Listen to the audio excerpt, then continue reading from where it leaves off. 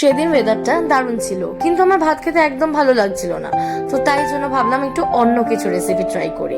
তো কি করব এটা ভাবতে ভাবতে রান্নাঘরে গিয়ে দেখি আলু, সবজি আর ডিম আছে। আর কি করা যায় এটাই ভাবছিলাম। তারপরে কিছু না ভেবেই চাল সেদ্ধ করতে বসিয়ে দিলাম আর আলু কেটে আলুর দম বানিয়ে নিলাম। আর যে সবজিগুলো ছিল তার মধ্যে থেকে গাজর আর বিনস কেটে নিয়েছিলাম। তো বলো তো কি আমি বানাচ্ছি যেটা আমি আলুর দমের সাথে খেতে পারবো? আহামরি তেমন কিছু না, কিন্তু হ্যাঁ ওই ভাত আর কি না খাওয়ার মতোই আর কি যে ব্যাপারটা। তো যাই হোক, চালটা সেদ্ধ হয়ে গেলে আমি শুকানোর জন্য এইভাবে রেখে দিয়েছিলাম যাতে জলটা ভালো করে সোক করে যায়। আর চালটা দেখতে পাচ্ছ কতটা ঝরঝরে হয়েছে, দেখেও কিন্তু ভালো লাগছে।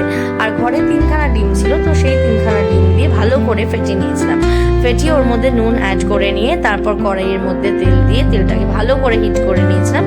আর ওই কড়াইয়ের মধ্যে কিন্তু ডিমগুলোও দিয়ে দিয়েছিলাম। তো ডিমটা দেওয়ার পর ভালো করে ডিমটাকে ফ্রাই করে নিয়েছিলাম, স্ক্র্যাম্বল টাইপের বানিয়ে নিয়েছিলাম যাতে একদম মুখে যাতে পড়লে একদম যেন ভালো লাগে খেতে। তো যেহেতু আমি দেখতেই পেয়ে গেছো, এতক্ষণে হয়তো বুঝতেও পেরে গেছো যে আমি কি রান্না করছি, তাও আমাকে কমেন্ট বক্সে জানাতে কিন্তু ভুলো না। আর যদি আমার ভিডিওটা ভালো লেগে থাকে তাহলে please do like, comment, share and আমার ইউটিউব চ্যানেল শ্রীলেখাদের পারলে সাবস্ক্রাইব করে দিও।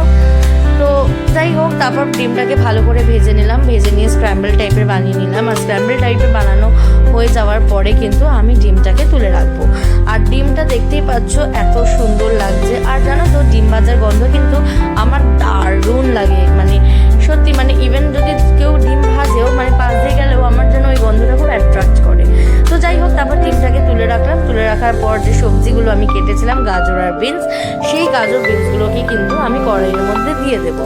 আর দিয়ে ভালো করে সেটা ফ্রাই করে নেবো, যেমন চাইনিজ ফুডে হয় যে হালকা ফ্রাই থাকে আর হালকা তোমার কাঁচা টাইপের থাকে, যাতে ভালো লাগে মাঞ্চ করলে ওটা।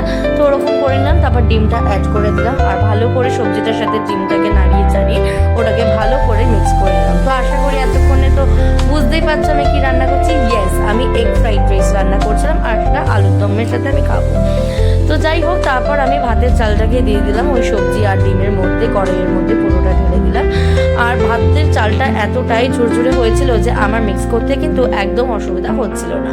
তো তারপর খুন্তিটাকে দিয়ে ভালো করে নাড়িয়ে চাড়িয়ে ওলট পালট করে নিলাম। আর তারপর ভালো করে ওটাকে মিক্স করে নিলাম যাতে সবজি আর ডিমটা পুরোটা চালের সাথে ভালো করে মিক্স হয়ে যায়। আর কারা কারা ফ্রাইড রাইস খেতে ভালোবাসো? আমার কিন্তু ফ্রাইড রাইস খেতে ভালোই লাগে, কিন্তু আমি একটুখানি ওই ইন্ডিয়ানটা বেশি প্রেফার করি, মানে নান বা রুটি এরকম টাইপ অফ কিছু। তো যাই হোক, যেহেতু সেদিনকার ওরকম কোনো অপশন ছিল না, তাই জন্য আমি প্রেফার করেছিলাম যে বাড়িতেই একটু এগ ফ্রাইড রাইস বানিয়ে নেবো।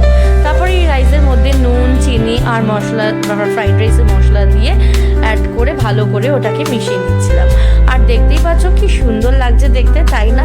কেমন হয়েছে জানিও কিন্তু। আমার তো দেখে দারুণ লাগছিল, কিন্তু মনটা একটু খারাপ করছিল কারণ দেখছিলাম যে রোদ উঠে গেছিল। তো যাই হোক, কিন্তু এইভাবে ভালো লাগছিল যে ভাত ছেড়ে একটু অন্য কিছু আমি ট্রাই করবো।